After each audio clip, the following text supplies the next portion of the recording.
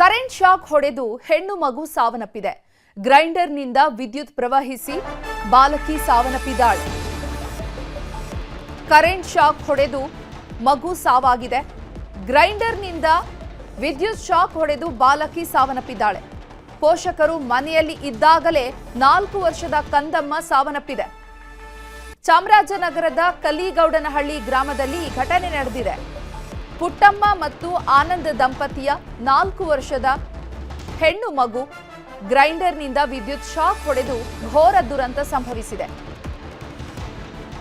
ಮನೆಯಲ್ಲಿ ಎಲ್ಲರೂ ಇದ್ದಂತಹ ಸಂದರ್ಭದಲ್ಲಿಯೇ ಈ ಒಂದು ದುರ್ಘಟನೆ ಸಂಭವಿಸಿದೆ. ಗ್ರೈಂಡರ್ ಟಚ್ ಮಾಡಿದ ತಕ್ಷಣ ಬಾಲಕಿಗೆ ಏಕಾಏಕಿ ವಿದ್ಯುತ್ ಶಾಕ್ ಹೊಡೆದು ಸಾವನ್ನಪ್ಪಿದ್ದಾಳೆ. 4 ವರ್ಷದ ಕಂದಮ್ಮ ಕರೆಂಟ್ ಶಾಕ್ಗೆ ಬಲಿಯಾಗಿದ್ದಾಳೆ. ಚಾಮರಾಜನಗರದ ಕಲಿಗೌಡನಹಳ್ಳಿ ಗ್ರಾಮದಲ್ಲಿ ಈ ಘಟನೆ ನಡೆದಿರುವಂಥದ್ದು. ಪುಟ್ಟಮ್ಮ ಮತ್ತು ಆನಂದ್ ದಂಪತಿಯ ಮಗಳು ಈಕೆ, 4 ವರ್ಷದ ಹೆಣ್ಣು ಮಗು. ಗ್ರೈಂಡರ್ನಿಂದ ವಿದ್ಯುತ್ ಶಾಕ್ ಹೊಡೆದು ಈ ಘೋರ ದುರಂತ ಸಂಭವಿಸಿದೆ. ಕರೆಂಟ್ ಶಾಕ್ಗೆ ಒಮ್ಮೆಲೆ ಬಾಲಕಿ ಸಾವನ್ನಪ್ಪಿದ್ದಾಳೆ.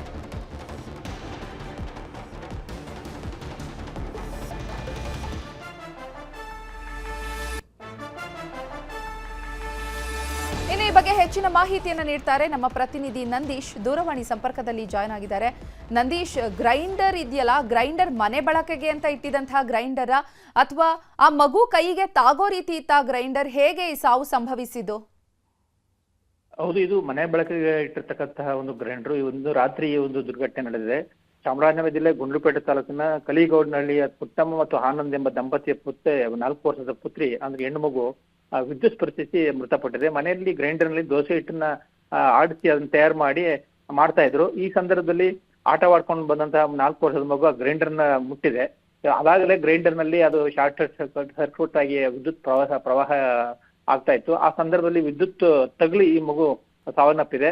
ಇದಕ್ಕೆ ಕಾರಣ ಏನು ಅಂತ ಗೊತ್ತಾಗ್ತಾ ಇಲ್ಲ ಮುಂದೆ. ಯಾಕೆಂತಂದ್ರೆ ನಮ್ಮ ಪೋಷಕರು ಹತ್ತಿರದಲ್ಲಿ ಇದ್ರೋ ಇಲ್ವೋ ಅನ್ನೋದ್ರ ಬಗ್ಗೆ ಗೊತ್ತಾಗ್ತಾ ಇರೋದು. ಕಲಿಗೌಡನಹಳ್ಳಿ ಬಂಡೀಪುರದ ಕಾಡಂಚಿನಲ್ಲಿ ಇರ್ತಕ್ಕಂಥ ಗ್ರಾಮ. ಆ ಗ್ರಾಮದಲ್ಲಿ ಏನಾಗಿದೆ ಅನ್ನೋದ್ರ ಬಗ್ಗೆ ಮಾಹಿತಿ ಸಿಕ್ಕರೆ ಸದ್ಯಕ್ಕೆ ಈ ಒಂದು ಪ್ರಾಥಮಿಕ ವರದಿ ಸಿಕ್ಕಿದೆ. ಇವರು ಪುಟ್ಟಮ್ಮ ಆನಂದ್ ಅನ್ನೋ ದಂಪತಿ 4 ವರ್ಷದ ಮಗು ಸಾವನ್ನಪ್ಪಿದೆ ಅಂತ ಮಾತ್ರ ಸಿಕ್ಕಿದೆ. ಮತ್ತು ಗ್ರೈಂಡರ್ ನಲ್ಲಿ ಹಿಟ್ಟು ಆಡ್ತಾ ಇರ್ಬೇಕಾದ್ರೆ ಅದನ್ನ ಟಚ್ ಮಾಡಿದೆ ಮಗು. ಅದಾಗ್ಲೇ ಅಲ್ಲಿ ವಿದ್ಯುತ್ ಪ್ರವಾಹ ಆಗ್ತಾ ಇತ್ತು. ಅದನ್ನ ವಿದ್ಯುತ್ ಸ್ಪರ್ಶ ಆಗಿ ಈ ಮಗು ಸತ್ತಿದೆ ಅಂತ ಗೊತ್ತಾಗ್ತಾ ಇದೆ. ಚೈತ್ರ, ಧನ್ಯವಾದ ನಂದೀಶ್ ತಮ್ಮೆಲ್ಲ ಮಾಹಿತಿಗಾಗಿ. ವಂಡರ್ಲಾ ರೆಸಾರ್ಟ್ನಲ್ಲಿ ಸಿಎಲ್ಪಿ ಸಭೆ ಮುಕ್ತಾಯವಾಗಿದೆ.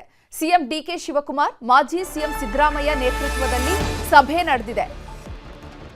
ವಂಡರ್ಲಾ ರೆಸಾರ್ಟ್ನಲ್ಲಿ ಸಿಎಲ್ಪಿ ಸಭೆಯನ್ನು ಆಯೋಜನೆ ಮಾಡಲಾಗಿತ್ತು. ಇವತ್ತು ಸಿಎಂ ಡಿಕೆ ಶಿವಕುಮಾರ್, ಮಾಜಿ ಸಿಎಂ ಸಿದ್ದರಾಮಯ್ಯ ನೇತೃತ್ವದಲ್ಲಿ ಸಭೆ ನಡೆದಿದೆ. ಪರಿಷತ್ ಚುನಾವಣೆ, ಎಸ್ಐಆರ್ ಬಗ್ಗೆ ಗಂಭೀರ ಚರ್ಚೆ ನಡೆಸಲಾಗಿದೆ. ಅಡ್ಡ ಮತದಾನ ಆಗದಂತೆ ಎಚ್ಚರ ವಹಿಸಲು ಶಾಸಕರಿಗೆ ಸೂಚನೆಯನ್ನ ನೀಡಿದ್ದಾರೆ. 5ನೇ ಅಭ್ಯರ್ಥಿಯ ಗೆಲುವಿಗೆ ಡಿಕೆ ಶಿವಕುಮಾರ್ ಪಣ ತೊಟ್ಟಿದ್ದಾರೆ. 5ನೇ ಅಭ್ಯರ್ಥಿ ಗೆಲುವೇ ನಮ್ಮ ಗುರಿ ಅಂತ ಶಾಸಕರಿಗೆ ಕಿವಿಮಾತು ಹೇಳಿದ್ದಾರೆ. ಮತಪಟ್ಟಿ ಪರಿಷ್ಕರಣೆ ಬಗ್ಗೆ ಜನಜಾಗೃತಿಯನ್ನ ಮೂಡಿಸಲು ಕೂಡ ತಾಕೀತು ಮಾಡಿದ್ದಾರೆ.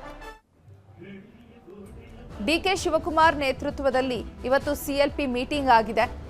ಎಲ್ಲಾ ಶಾಸಕರು ಕೂಡ ವಂಡರ್ಲಾ ರೆಸಾರ್ಟ್ನಲ್ಲಿ ಸಿಎಲ್ಪಿ ಸಭೆಯಲ್ಲಿ ಭಾಗಿಯಾಗಿದ್ರು. ಎಲ್ಲಾ ಶಾಸಕರಿಗೂ ಕೂಡ ಕಿವಿಮಾತು ಹೇಳಿದ್ದಾರೆ. ಪರಿಷತ್ ಚುನಾವಣೆಯಲ್ಲಿ 5ನೇ ಅಭ್ಯರ್ಥಿಯನ್ನ ಗೆಲ್ಲಿಸಿಕೊಳ್ಳೋದಕ್ಕೆ ರಣತಂತ್ರವನ್ನ ರೂಪಿಸಲಾಗಿದೆ. ಟೀಮ್ಗಳಾಗಿ ವಿಂಗಡಣೆಯನ್ನ ಮಾಡಿ ಯಾವ ರೀತಿ ಮತದಾನವನ್ನ ಮಾಡಬೇಕು, ಯಾರಿಗೆ ಯಾರು ಮತದಾನ ಮಾಡಬೇಕು, ಈ ರೀತಿಯಾಗಿ ಟ್ರೈನಿಂಗ್ ಕೊಟ್ಟಿದ್ದಾರೆ. ಇನ್ನು ಈ ಬಗ್ಗೆ ಹೆಚ್ಚಿನ ಮಾಹಿತಿಯನ್ನ ನೀಡ್ತಾರೆ ನಮ್ಮ ಪ್ರತಿನಿಧಿ ತಿಮ್ಮೇಗೌಡ. ದೂರವಾಣಿ ಸಂಪರ್ಕದಲ್ಲಿದ್ದಾರೆ. ತಿಮ್ಮೇಗೌಡ, ಇವತ್ತು ಸಿಎಲ್ಪಿ ಮೀಟಿಂಗ್ ಅಲ್ಲಿ ಏನೇನೆಲ್ಲ ಆಯ್ತು? ಯಾವ ರೀತಿ ಶಾಸಕರಿಗೆ ಡಿಕೆ ಶಿವಕುಮಾರ್ ಟ್ರೈನಿಂಗ್ ಕೊಟ್ರು? ಮುಖ್ಯವಾಗಿ ತೀವ್ರ ಕುತೂಹಲ ಮೂಡಿಸಿರುವಂತಹ ವಿಧಾನ ಪರಿಷತ್ ಚುನಾವಣೆಗೆ ಸಂಬಂಧಪಟ್ಟಂತೆ ಕಾಂಗ್ರೆಸ್ ಇದೀಗ ತನ್ನ ಪಕ್ಷದ ಶಾಸಕರನ್ನ ರೆಸಾರ್ಟ್ಗೆ ಶಿಫ್ಟ್ ಮಾಡಿದೆ. ಅದರಂತೆ ಬಿಡದಿ ಸಮೀಪದ ಖಾಸಗಿ ರೆಸಾರ್ಟ್ ನಲ್ಲಿ ಇಂದು ಸಂಜೆ ಕಾಂಗ್ರೆಸ್ ಶಾಸಕಾಂಗ ಪಕ್ಷದ ಸಭೆ ನಡೆಯಿತು. ಈ ಒಂದು ಶಾಸಕಾಂಗ ಪಕ್ಷದ ಸಭೆಯ ನೇತೃತ್ವವನ್ನ ಮುಖ್ಯಮಂತ್ರಿ ಡಿಕೆ ಶಿವಕುಮಾರ್ ಅವರು ವಹಿಸಿಕೊಂಡಿದ್ರು. ರಾಜ್ಯ ಕಾಂಗ್ರೆಸ್ ಉಸ್ತುವಾರಿ ರಣದೀಪ್ ಸಿಂಗ್ ಸುರ್ಜೇವಾಲಾ ಮತ್ತೆ ಮಾಜಿ ಮುಖ್ಯಮಂತ್ರಿ ಸಿದ್ದರಾಮಯ್ಯ ಸೇರಿದಂತೆ ಕೆಪಿಸಿಸಿ ಅಧ್ಯಕ್ಷ ಬಿಕೆ ಹರಿಪ್ರಸಾದ್ ಸೇರಿದಂತೆ ಹಲವು ಪ್ರಮುಖ ನಾಯಕರುಗಳು ಸೇರಿದಂತೆ ಪಕ್ಷದ ಎಲ್ಲಾ ಶಾಸಕರು ಎಂಎಲ್ಸಿಗಳು ಕೂಡ ಭಾಗವಹಿಸಿದ್ರು.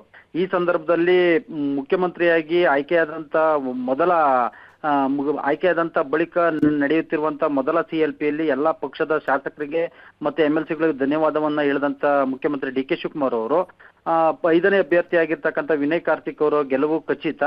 ಅನ್ಯ ಪಕ್ಷದ ಶಾಸಕರುಗಳು ನನ್ನ ಜೊತೆ ಸಂಪರ್ಕದಲ್ಲಿದ್ದಾರೆ. ಹೀಗಾಗಿ ಯಾರು ಕೂಡ ಆತಂಕಕ್ಕೊಳಗಾಗಬೇಡಿ.